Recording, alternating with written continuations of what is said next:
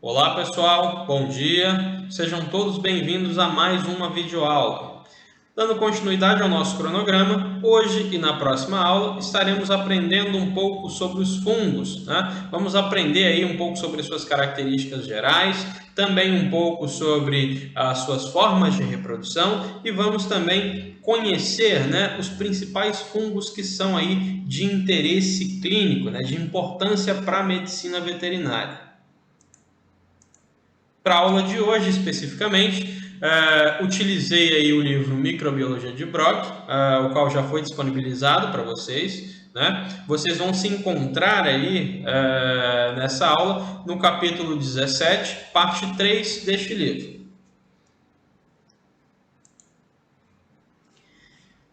Bom, pessoal, os fungos são seres eucariontes, unicelulares ou pluricelulares, beleza? Então, a primeira coisa que a gente precisa ter em mente ao lembrar de fungos é que nós podemos ter fungos unicelulares e que também podemos ter fungos multicelulares, beleza?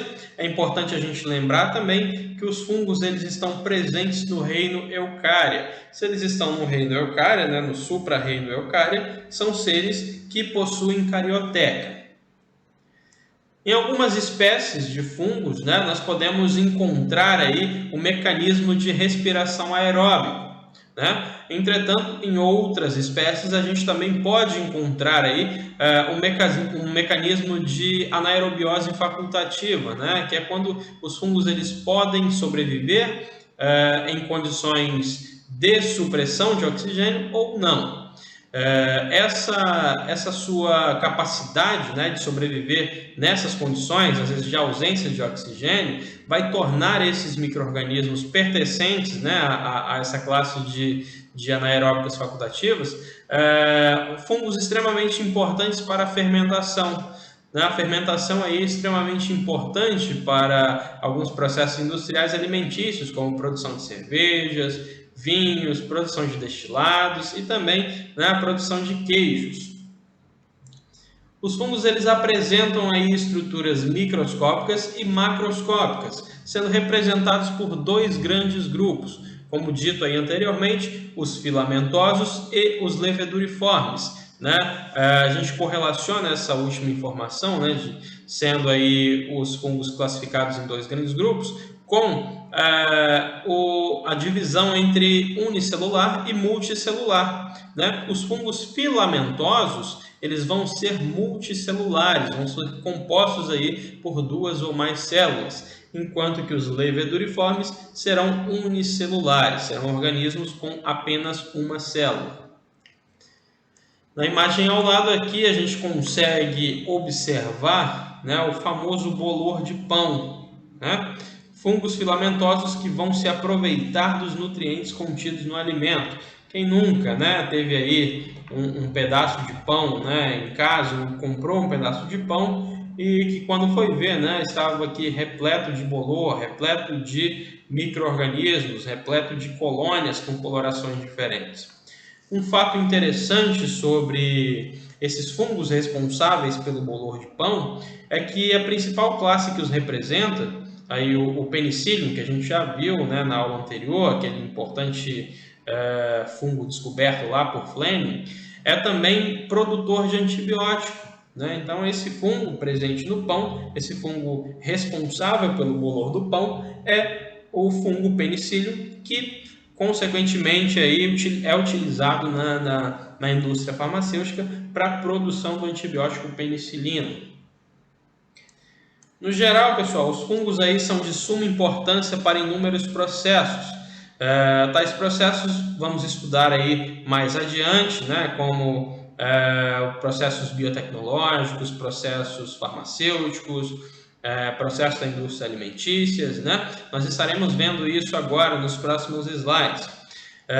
Nós não podemos também deixar de ressaltar, né, apesar de que esses micro-organismos eles vão atuar positivamente em inúmeros processos, nós não podemos deixar de ressaltar que eles são responsáveis também por ocasionar doenças. As doenças fúngicas, nós damos aí o nome de infecções micóticas ou micoses. Beleza, pessoal? Há uma informação muito importante: apesar deste fungo presente no bolor do pão ser aí o principal fungo utilizado para a produção da penicilina, não significa que a gente pode sair, né, comendo esse tipo de micro-organismo, comendo esse tipo de alimento contendo esse tipo de micro-organismo, porque poderemos sofrer aí de uma intoxicação. Joia?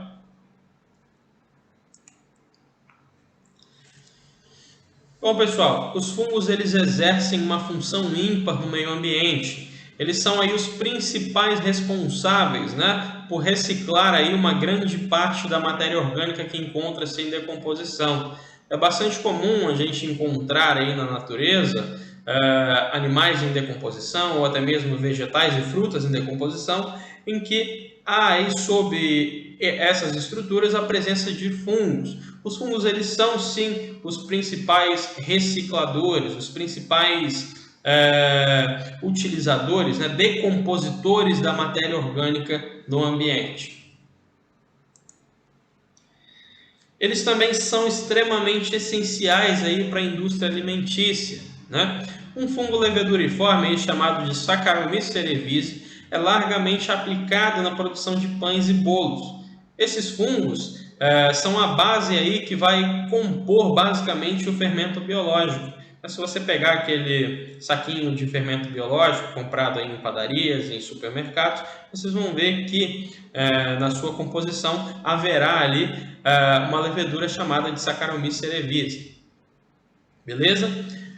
Além da produção de pães e bolos, o mesmo fungo, por ser anaeróbico facultativo, ou seja, sobreviver em condição livre de oxigênio, vai ser aplicado num processo chamado de fermentação. E esse processo ele vai ter um intuito aí de produzir cervejas, vinhos e outros destilados. Uma outra espécie, né, o penicillium, aquele do bolor de pão, também vai ser aplicado na produção de queijos, principalmente aí o queijo gorgonzola. Olha, a imagem aqui a gente evidencia, né, o pão mediado aqui pelo Saccharomyces cerevisiae, aqui também as cervejas, os vinhos, também mediados pelo Saccharomyces cerevisiae, e aqui o queijo gorgonzola, tendo seus micro-organismos aqui.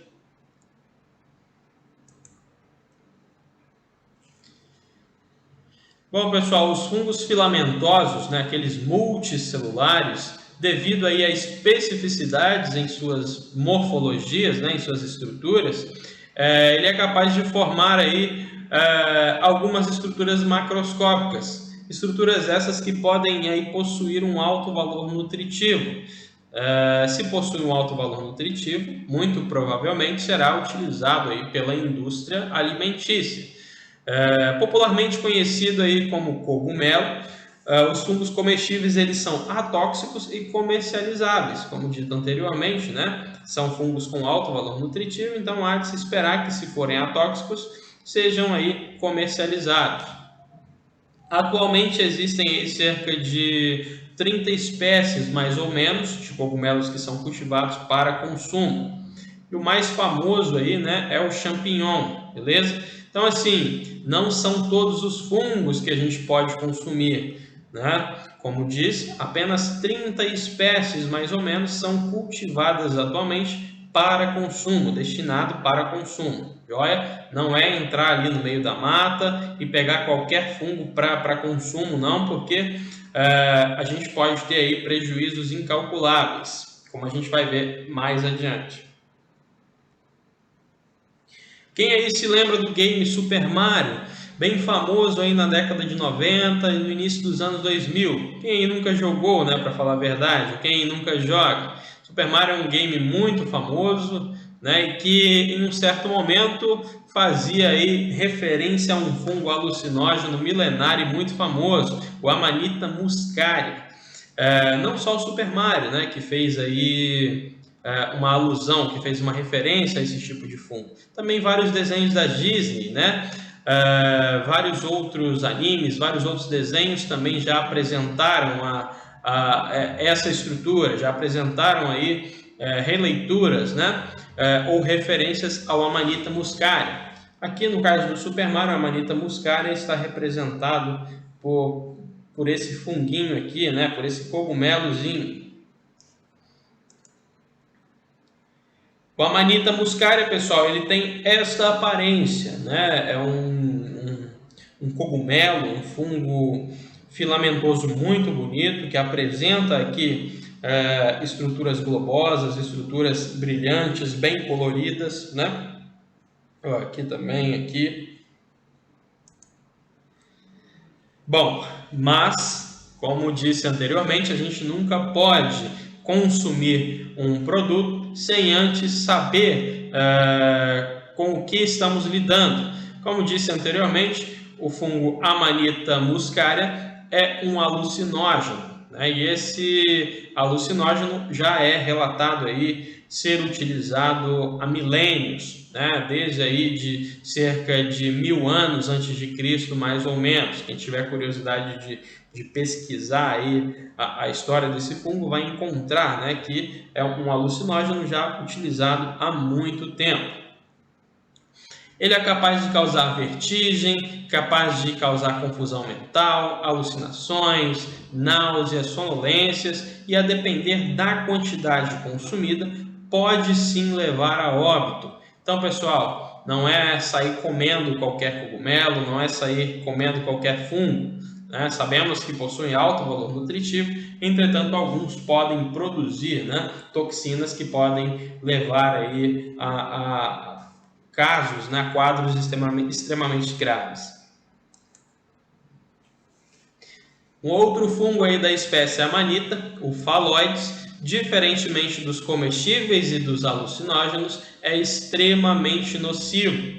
Ele é capaz aí de causar náuseas, vômitos, taquicardia, hipoglicemia, diarreia severa e também hipotensão. Esse fungo ele é capaz aí de atacar principalmente fígado e rins, podendo levar à morte com um consumo de apenas 50 gramas. Recentemente, né, em um país aí do Oriente Médio, cerca de 11 mortes devido à intoxicação pela Amanita Phaloides foram aí notificadas, beleza? Então, assim, é um fungo potencialmente tóxico, potencialmente nocivo e que se assemelha muito com os fungos comestíveis. Então, há de se ter uma atenção, né, ao buscar esses alimentos, ao buscar esses organismos para se consumir. Bom, para a indústria farmacêutica, os fungos eles são de suma importância, principalmente na produção de antibióticos.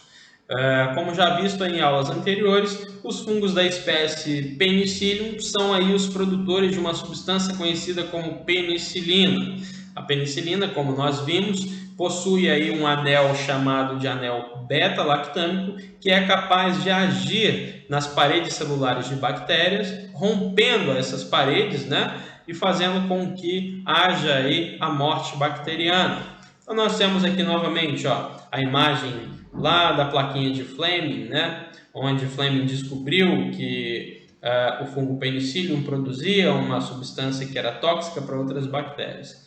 A partir de então, né, foi se estudando com mais afinco e desenvolveu-se aí a era dos antibióticos, beleza?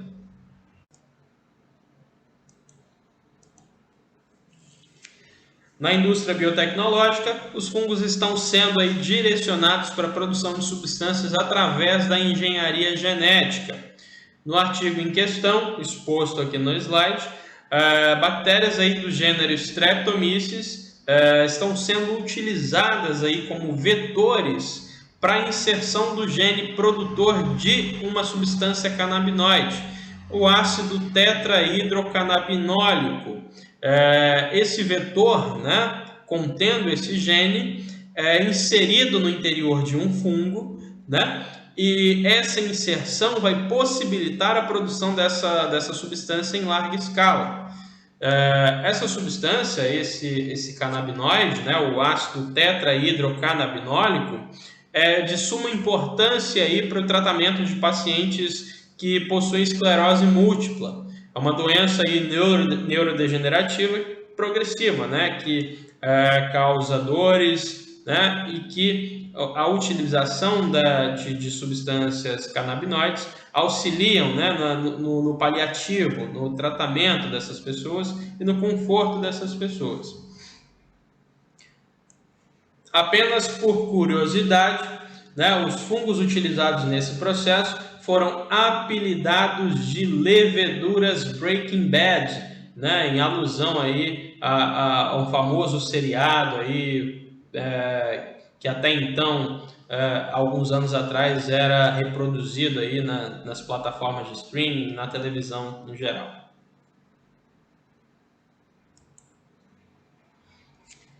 Algumas pessoas são extremamente sensíveis a agentes fúngicos que estão presentes aí contaminando o ar, né, contaminando o ambiente. No ano de 1982, fora reconhecida aí pela Organização Mundial da Saúde uma síndrome, denominada aí Síndrome do Edifício Doente.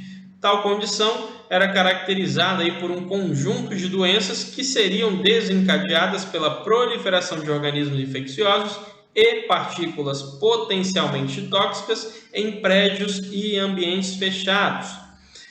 Geralmente a enfermidade, né, está relacionada aí a falhas no sistema de climatização, no sistema de ventilação desses locais, desses ambientes. As pessoas que eram expostas a esses ambientes, né, apresentavam aí fadiga, dores de cabeça, irritação nos olhos, irritação no nariz, irritação do trato respiratório, né, inferior também, além de coriza. Tais sinais apareceriam aí cerca de minutos ou até mesmo em algumas horas depois da exposição a esse ambiente.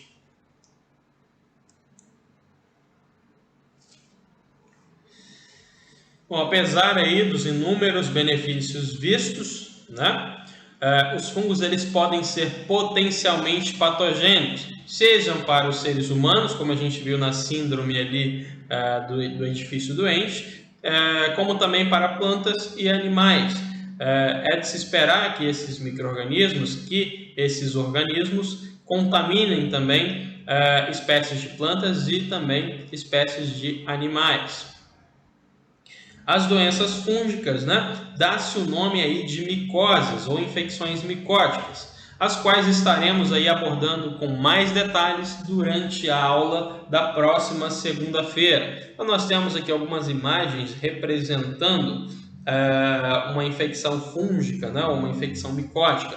Nós temos aqui a doença do trigo, nós temos aqui doença também nos pés de laranja, e aqui, né, representando a infecção no homem, onde nós temos a penetração dos fungos através do tecido e esses fungos eles podem, né, se disseminar aí por outros tecidos, podem tornar-se invasivos, infectando outros tecidos, podem infectar unhas, podem infectar a região genital, cavidade oral e também a pele no geral.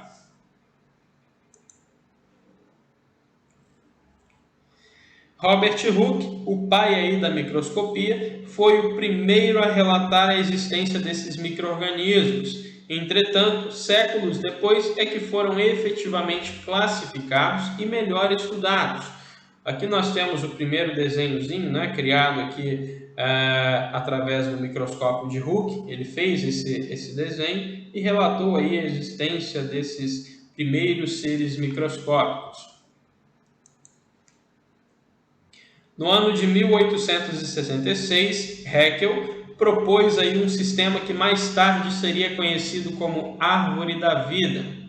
A Árvore da Vida classifica os seres vivos em 3 reinos distintos: o Animalia, o Protista e o Plantae.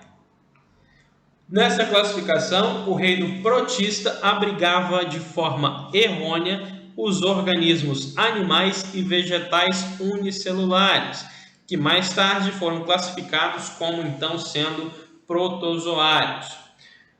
Nessa árvore da vida, os fungos, né, pertenciam ao reino Plantae, devido principalmente ao seu aspecto morfológico. Os fungos, então, inicialmente eram considerados aí como vegetais, E apenas em 1969, cerca de 103 anos depois, né, da árvore da vida proposta ali por Haeckel, foram devidamente reclassificados agora para um novo reino, denominado aí Reino Fungi. Vale lembrar, né, que o reino Fungi hoje está presente aí dentro do supra-reino Eucário, joia?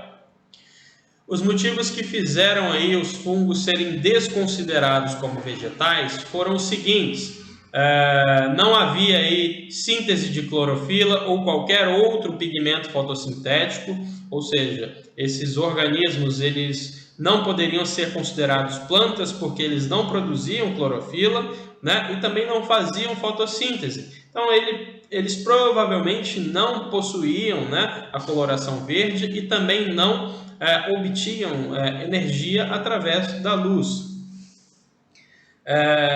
Os fungos também não apresentavam, né, celulose como um elemento fixo, né, da sua parede celular. Na verdade, nenhuma parede celular fúngica apresentava a presença de celulose. Os fungos também não armazenavam amido como substância de reserva. O armazenamento de amido, como a gente pode supor aí, é evidenciado apenas em citoplasma de plantas. Apenas as plantas fazem o armazenamento desse amido. Enquanto que os fungos não. Os fungos eles não armazenam amido, eles consomem, né, os açúcares, consomem aí o glicogênio através da quebra aí das moléculas de carbono.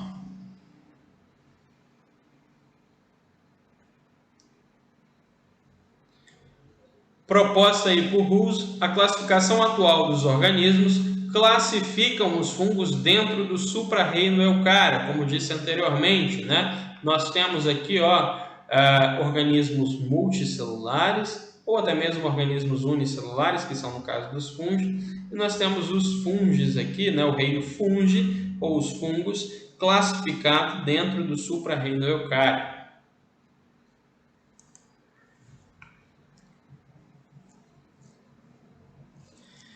No geral, pessoal, os fungos então apresentam as seguintes características. Eles são seres eucariotos, são seres quimio-heterotróficos, ou seja, obtêm energia através da quebra de ligações químicas em moléculas orgânicas, realizam seu processo de nutrição através de absorção de moléculas assimiláveis pela parede e membrana, armazenam energia na forma de açúcares e não de amido, possuem parede celular composta basicamente por quitinas e glucanas, são considerados seres haploides, ou seja, que possuem apenas um conjunto cromossômico, podem apresentar-se sobre duas formas distintas, leveduriformes ou filamentosas, e podem ainda dispor, né, de reprodução sexuada ou reprodução também assexuada.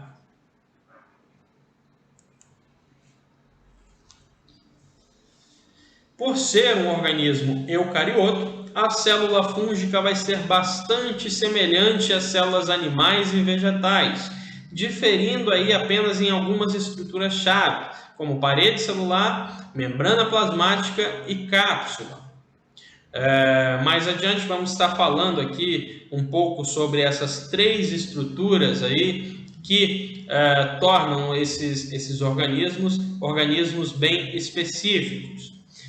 A parede celular dos fungos, pessoal, é de suma importância. Haja visto, né, que é capaz de influenciar diretamente na virulência desses organismos, ou seja, na capacidade dele de causar doença. Então, aqui na imagem, nós vemos aqui basicamente as mesmas estruturas que a gente tem em uma célula eucariótica animal ou vegetal, à exceção de algumas estruturas como vacúolos, né? Como parede celular no caso de uma célula animal, já que vegetal possui. Mas o que a gente pode notar como de diferença aqui?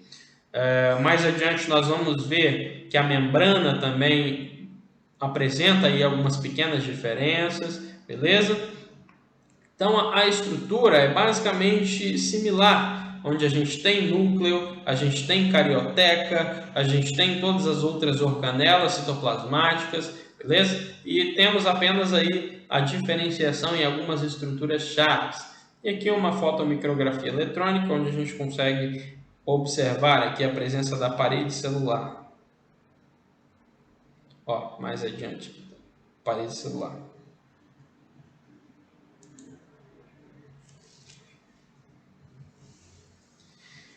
A parede celular dos fungos, pessoal, é composta por basicamente açúcares quitina, glucanas, além de algumas moléculas proteicas que fazem aí a junção, né, entre a membrana plasmática e a parede celular.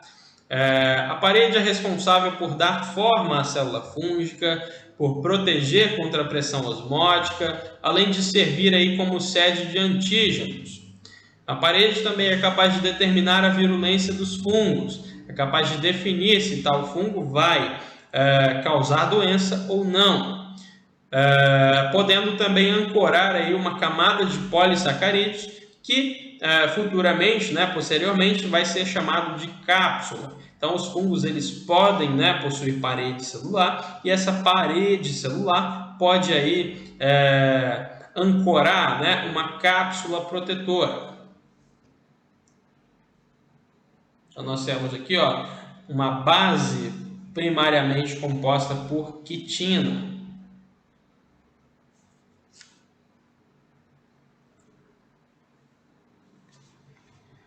Diferentes espécies fúngicas apresentam diferentes composições em suas paredes celulares.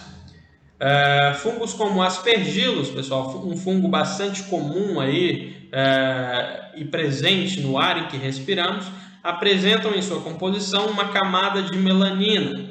Essa melanina é uma molécula aí capaz de aumentar a virulência deste micro-organismo. Além disso, a presença de melanina é característico de fungos ditos demáceos, ou seja, fungos que apresentam coloração mais escura. Nós temos aqui, ó, aspergilos, né, ó, e a presença de uma camadinha aqui de melanina. Mas vale ressaltar, pessoal, que apesar dessa espécie, aspergilos, ser comum no ar em que respiramos, ser comum no ambiente, em algumas situações, esses fungos não são capazes de causar doença. Por quê? Porque pessoas que possuem a atividade imune, que possuem a imunidade, digamos assim, não comprometida, dificilmente serão acometidas por doenças através desses micro-organismos, né? Sendo, então, as pessoas que possuem imunidade comprometida mais propensos a desenvolver doenças, não só por esse fungo em comum, mas por basicamente quase todos os fungos.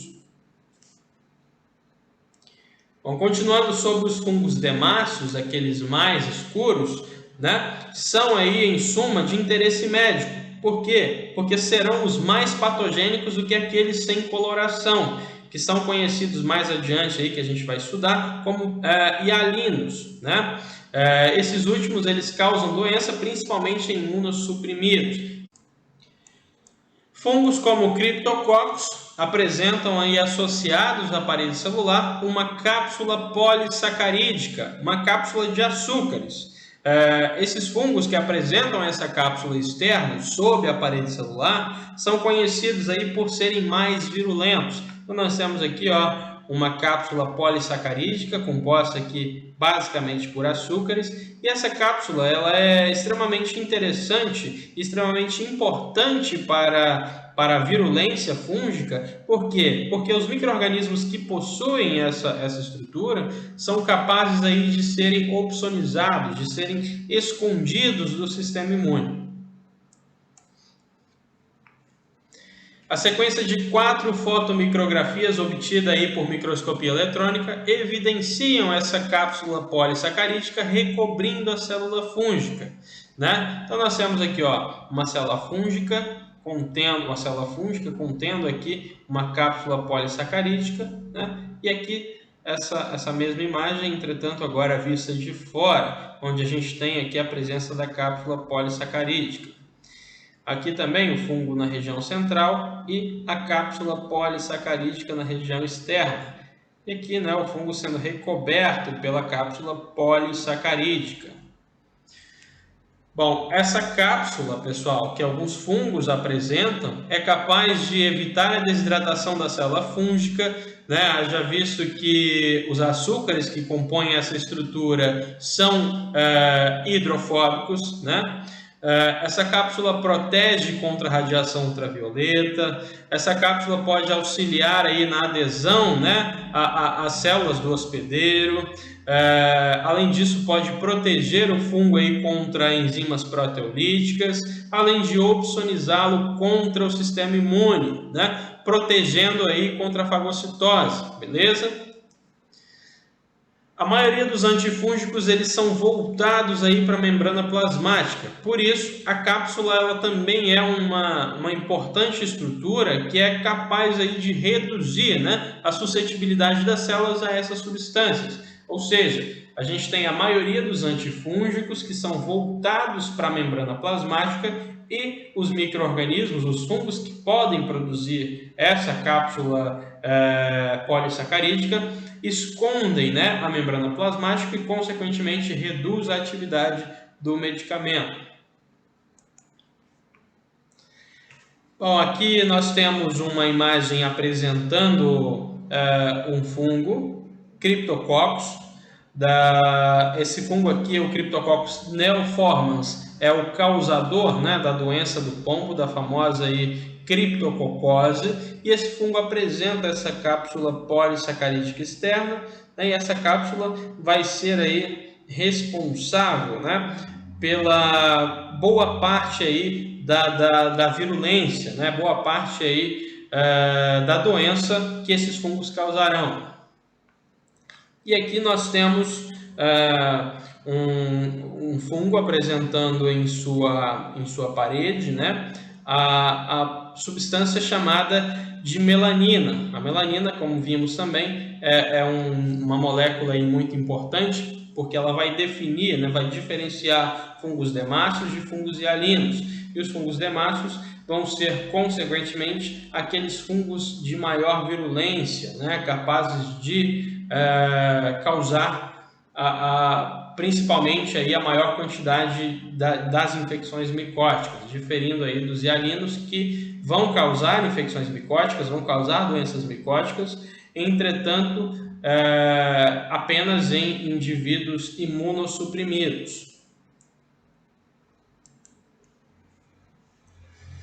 A membrana plasmática dos fungos é semelhante à membrana das células animais. Entretanto, ao invés de colesterol, né, a membrana fúngica vai apresentar um radical chamado de ergosterol.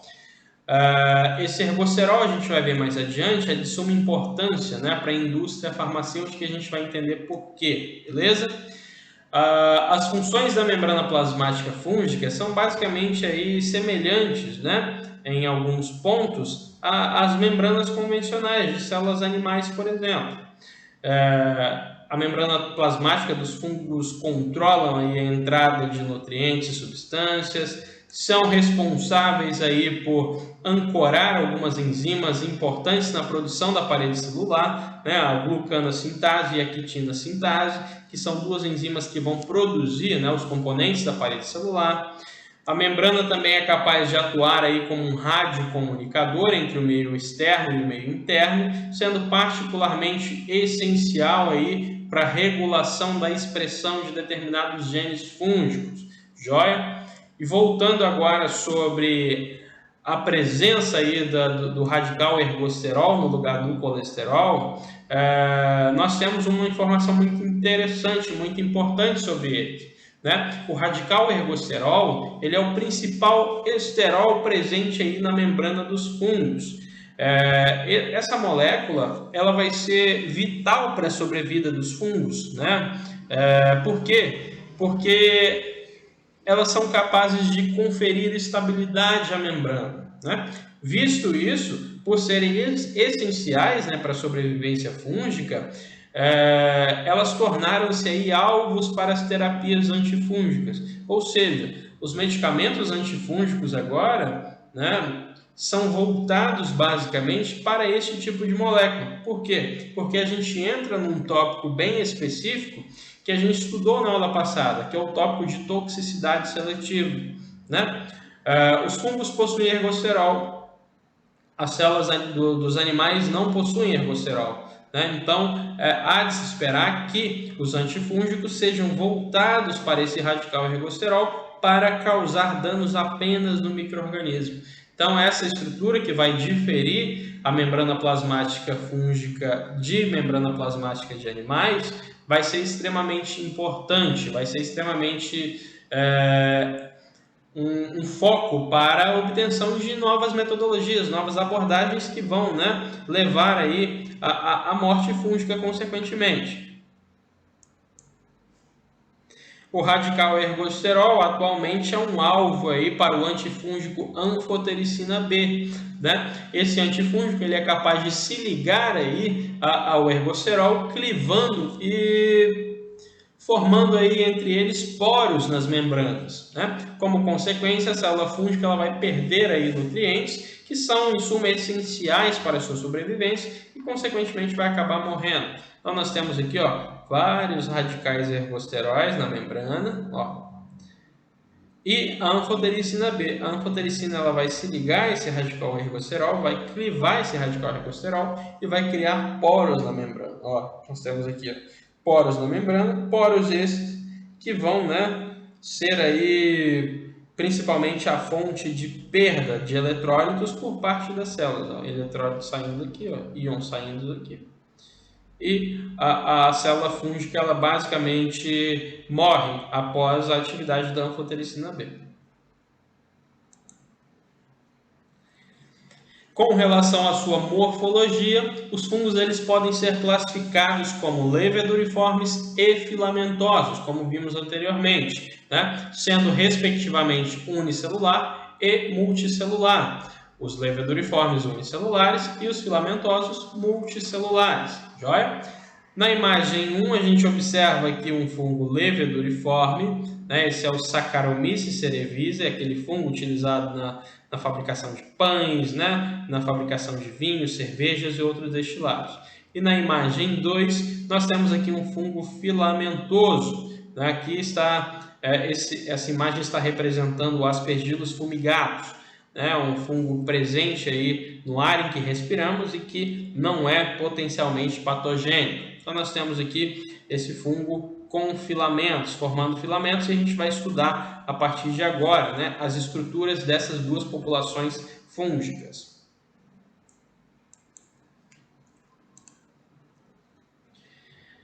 Os fungos leveduriformes eles são unicelulares, né, cujas células apresentam funções vegetativas e reprodutivas ao mesmo tempo. Em outras palavras, as leveduras elas podem exercer aí função de nutrição, como também podem exercer aí função de reprodução, beleza? As colônias desses fungos apresentam-se de forma pastosa ou cremosa. Nós vamos ver essas colônias basicamente aí com formato liso, joia? A sua reprodução, né, vai ser exclusivamente assexuada, onde serão aí originados brotos a partir da célula-mãe. Em alguns momentos, esses brotos eles não vão se separar da célula-mãe, dando aí a aparência de hifa. Entretanto, será considerado uma pseudo-hifa, porque os fungos leveduriformes, em algumas situações, em algumas espécies, não são formadores de hifas.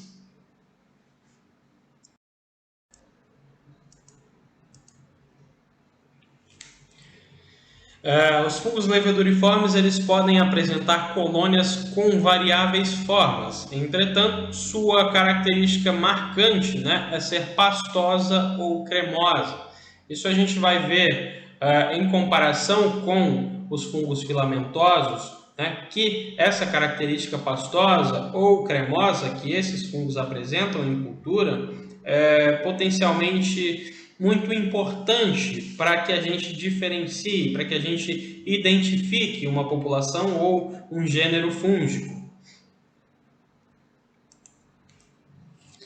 Os fungos leveduriformes, eles apresentam-se também sob diferentes formas, a depender aí da liberação ou não de seus brotos. Então a gente pode ter aqui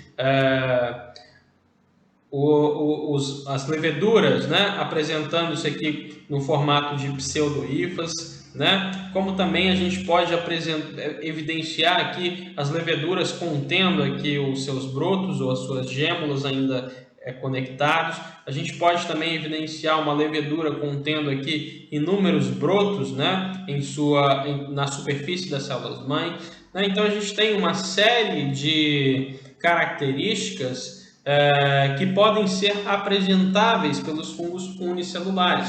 Mas é sempre importante a gente ressaltar que, apesar de haver aqui a presença de um broto, esse fungo, essa estrutura, é considerada uma estrutura unicelular. Joia?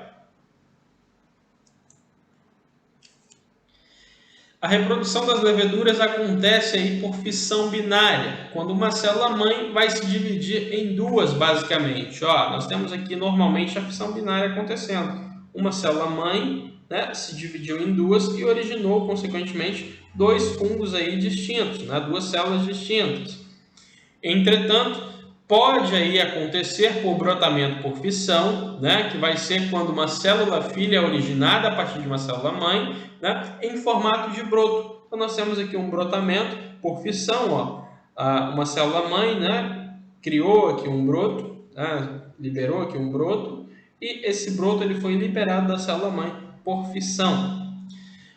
Tal broto também pode não se separar da mãe, ficando dessa forma, né?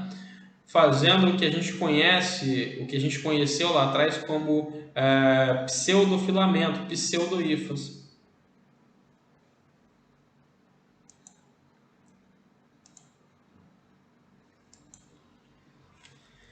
Os fungos filamentosos são aqueles exclusivamente multicelulares e que apresentam-se aí sob forma de hifas. Essas hifas podem ser septadas ou não.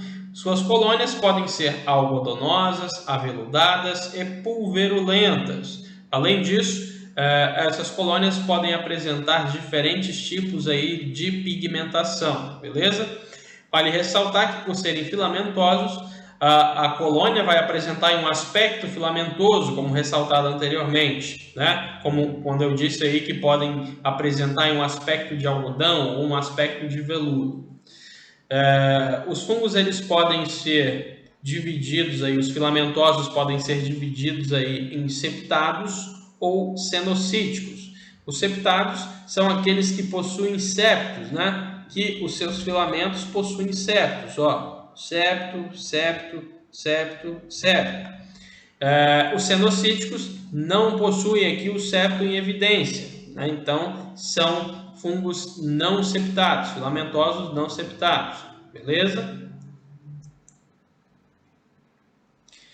Os fungos filamentosos, como o próprio nome já diz, possuem filamentos. A esses filamentos dá-se o nome de hifas, que, como vimos, podem ser septadas ou não. Dando continuidade aí a um conjunto de hifas, dá-se o nome de micélio. O micélio ele vai ser capaz aí de expandir o fungo através da reprodução e também de absorver aí nutrientes, beleza? Então nós temos aqui alguns aspectos, né, que apresentam aí as colônias de fungos filamentosos.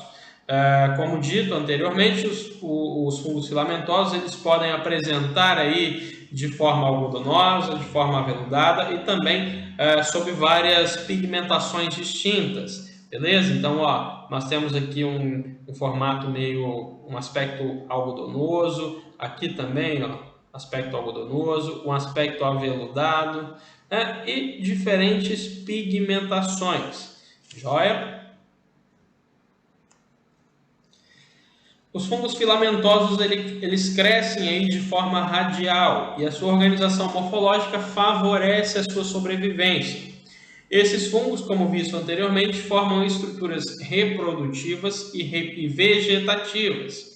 As estruturas reprodutivas crescem acima do meio de cultivo, enquanto que as vegetativas vão crescer, né, abaixo do meio de cultivo ou entre o meio de cultivo. Façamos aí uma analogia às plantas. Talvez por isso os fungos inicialmente eram considerados como vegetais. Então nós temos aqui o micélio vegetativo, né? A porção das hifas que é responsável pela absorção de nutrientes, pela nutrição, e nós temos aqui o micélio reprodutivo, né? Aquele que está acima do meio de cultura e que é responsável por expandir e reproduzir o fungo, beleza? Então aqui nós temos também a presença aqui das estruturas de reprodução desses fungos, os quais nós vamos estudar mais adiante nos próximos slides. Na imagem evidenciamos um cogumelo e a sua divisão entre micélio reprodutivo e vegetativo consequentemente. Enquanto que o reprodutivo tem a finalidade de produzir estruturas voltadas para a perpetuação da espécie, como por exemplo a produção de esporos, né, reprodutivos, a porção vegetativa vai ser responsável pela absorção de nutrientes. Joia? Aqui, ó. E essa imagem também deixa bem claro, né, aquela segregação entre filamentos, hifas e micélio. Nós temos aqui, várias hifas e um conjunto de hifas formam um micélio, beleza?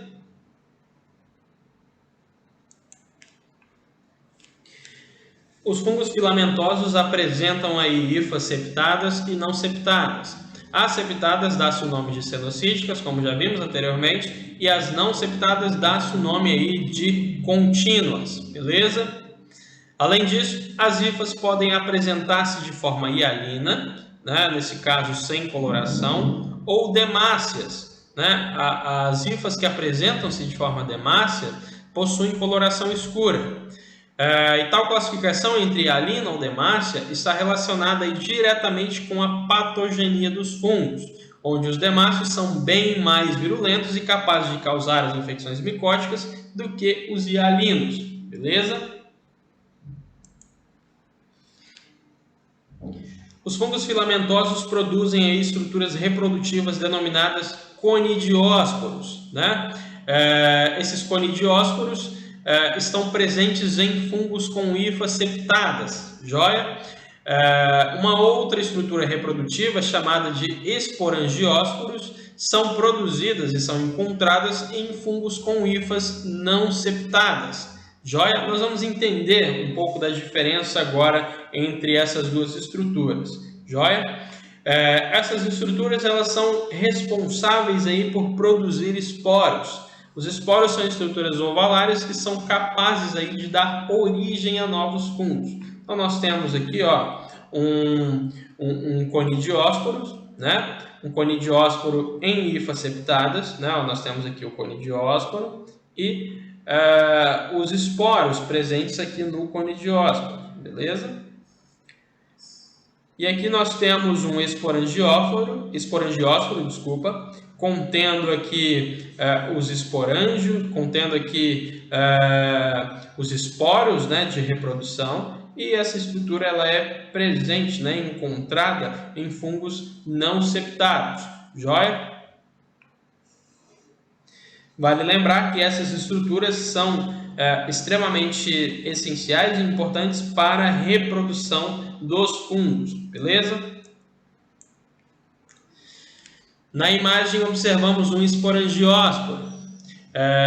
Esse esporangiósporo ele possui aí os esporos fechados em uma estrutura interna. Então olha só, o esporangiósporo possuindo aqui os seus esporos em uma estrutura fechada, em uma estrutura interna. Uma curiosidade aí, algumas espécies de fungo são capazes aí de lançar esses esporos que estão aqui dentro a cerca de quilômetros de distância. É bem interessante essa função dessas estruturas. Então nós temos aqui novamente um esporangiósporo, os esporos saindo aqui, sendo externalizados, né? Os fungos com hifas septadas possuem, né, os conidiósporos. Na imagem observamos um conidiósporo que possui aí os esporos em uma estrutura externa. Esses esporos eles são facilmente liberados no meio externo. Então nós temos aqui um conidiósporo, né, apresentando aqui os seus esporos, ou conídeos, ou conidiósporos, beleza? Essas estruturas elas são estruturas reprodutivas que podem ser liberadas no meio, dando origem a novos fungos, beleza?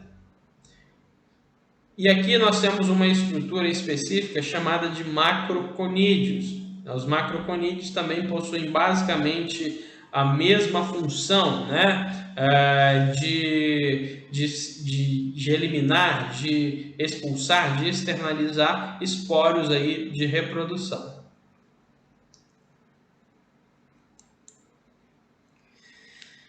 Aqui podemos observar outras formações aí de micélios reprodutivos. Na imagem 1 vemos uma formação chamada de artroconídeo.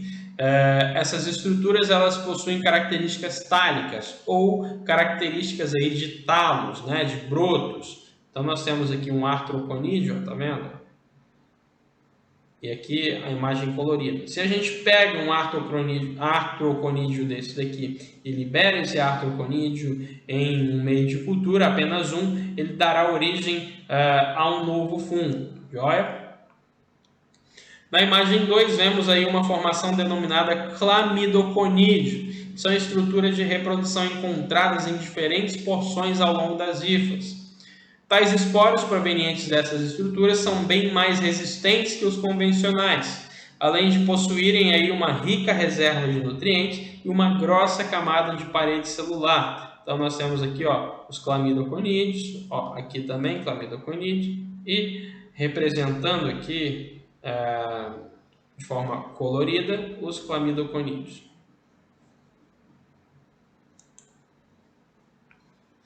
Uma propriedade de suma importância existente em algumas espécies de fungos é chamada de dimorfismo térmico. O dimorfismo térmico é a capacidade de um fungo em possuir formas distintas dependendo das condições ambientais. Essa propriedade é de suma importância na patogênese fúngica. Haja visto que um fungo saprofítico, ou seja, que está presente no ambiente, né, normalmente, pode tornar-se aí patogênico quando em contato com uma temperatura corpórea.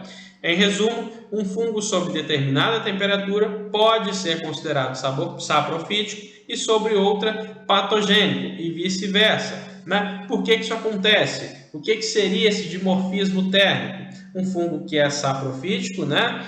Que é, digamos, em resumo, filamentoso no ambiente, não causa doença.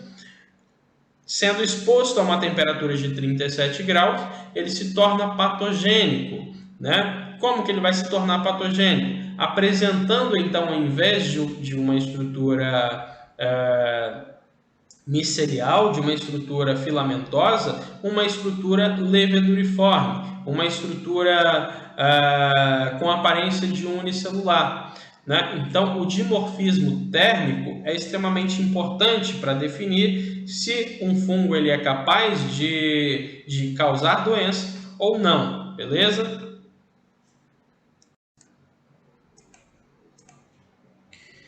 Em resumo, então, os fungos filamentosos, diferentemente dos leveduriformes, que utilizam-se apenas da reprodução assexuada, são capazes aí de utilizarem duas formas de reprodução, a sexuada e também a assexuada, beleza?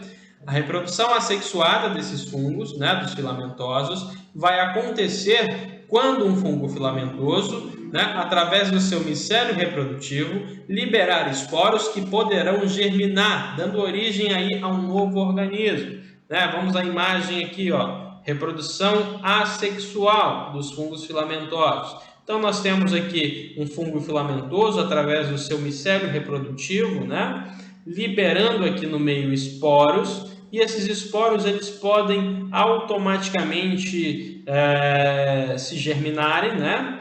E quando esses esporos eles germinam, nós teremos aqui a formação de um novo fungo a partir desse esporo, beleza? Entretanto, não é apenas reprodução assexuada que esses fungos possuem, né?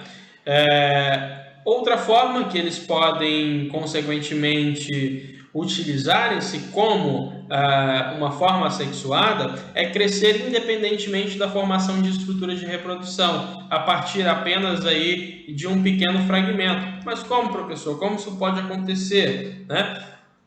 Uma outra forma de reprodução assexuada é quando um fragmento, né, de micélio, um fragmento de estrutura fúngica é deixado para trás ou não é combatido por um medicamento antifúngico, né, e consequentemente pode germinar novamente. Então nós temos como reprodução assexuada aquela em que há a origem de um novo fungo a partir da germinação de um esporo, ou a origem de um novo fungo a partir de um fragmento de um fungo, né, que foi aí atacado por algum medicamento, ou que foi aí atacado por algum estímulo físico ou um estímulo químico, como o calor, né, radiação, ou como algum elemento químico também. Essa forma, né, de crescimento a partir de fragmentos é bastante comum e de suma importância para a erradicação de uma micose. Haja visto que, num pós-tratamento, se houverem aí pequenos fragmentos, haverá consequentemente uma reinfecção. Mudando um pouquinho a chave, né, saindo da reprodução assexuada e indo para a reprodução sexuada, é a reprodução, né, que vai acontecer por intermédio do esporo fúngico que foi produzido. Esse tipo de reprodução ele vai acontecer em 3 etapas. A etapa de plasmogamia, a etapa de cariogamia e a etapa da meiose, que a gente vai entender um pouquinho mais agora. Então nós temos aqui os esporos fúngicos que foram liberados, né, que foram dispersos, e esses esporos eles podem encontrar, né, um micélio e podem dar aí sequência a uma reprodução sexuada. A gente vai entender como isso acontece agora. Na primeira etapa, que é a etapa de plasmogamia, ocorre a fusão aí de um citoplasma, né, de um esporo com o citoplasma de um micélio, de um septo aí, de uma hifa reprodutiva, beleza? Essas duas estruturas que estão sendo fundidas aqui, elas são geneticamente distintas, beleza? Em alguns fungos, após essa fusão, após aqui a plasmogamia, não há a fusão dos núcleos, ou seja, essa estrutura se fundiu com essa, entretanto, né, essa estrutura de fusão mantiveram-se aí, nessa estrutura de fusão, mantiveram-se aí 2 núcleos, beleza? Então, em algumas situações não há a fusão dos núcleos, permanecendo este micro-organismo com 2 núcleos haploides, né? Aos micélios que possuem 2 núcleos numa mesma célula, dá-se o nome de micélio dicariótico, joia? Com o passar do tempo, esses núcleos eles podem dividir-se sem que haja fusão, né? E essa divisão vai originar sempre células com 2 núcleos. Na segunda fase aí da reprodução sexuada de fungos filamentosos, né, nós temos uma fase chamada de cariogamia. Nessa fase haverá aí a fusão dos núcleos, né, e essa fusão vai formar agora células diploides, ou seja, células com 2 conjuntos de cromossomos. Então a gente tinha uma célula dicariótica com 2 núcleos e agora nós vamos ter células diploides, ou seja, com 2 núcleos fundidos. Nós vamos ter células com 2 conjuntos cromossômicos, joia? Na terceira e última fase, chamada aí de meiose, processo que a gente já viu aí dentro da histologia, principalmente, dentro lá da disciplina de reprodução, da disciplina de embriologia, né? Há aí nessa terceira fase, chamada de meiose, o reestabelecimento da função haploide, né? O reestabelecimento da forma haploide das células. Como que acontece isso? Com a divisão celular a partir da meiose. O que seria meiose? Só em resumo aí, pessoal. A meiose é um processo na qual uma célula tem seu número cromossômico reduzido à metade, né? E isso acontece durante aí uma etapa de divisão celular. E é nessa fase que efetivamente haverá aí a variabilidade genética dos fungos, né? Haja visto que temos a fusão de DNA aí de duas cepas diferentes. Já então nós temos aqui a plasmogamia, em resumo, é quando a gente tem a fusão, né, dos dois citoplasmas, mas não temos a fusão dos núcleos. Depois, na cariogamia, nós temos a fusão dos núcleos. E depois nós temos a meiose, que é quando essas células se dividem, né, dividindo também o seu material genético.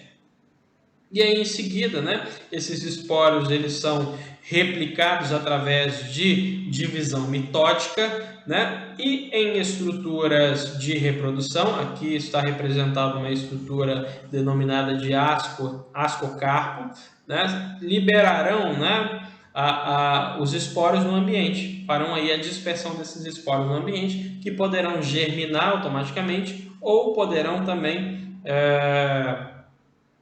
se fragmentar, né, dando origem aí a um novo fungo, ou também podem formar aí um novo filamento que vai entrar novamente no ciclo aí, sexual.